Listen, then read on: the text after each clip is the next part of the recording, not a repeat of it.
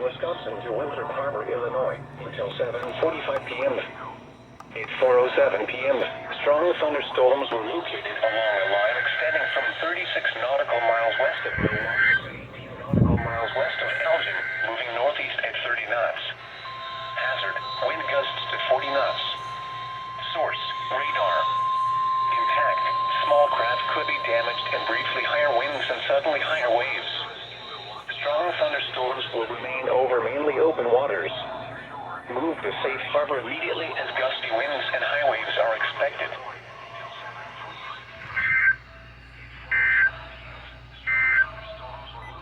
Severe thunderstorm watch number 524 remains in effect until 18 nautical miles west of Elgin, moving northeast at 30 knots. Hazard, wind gusts to 40 knots. Source, radar.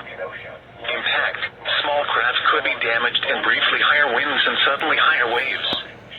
Strong thunderstorms will remain over mainly open waters.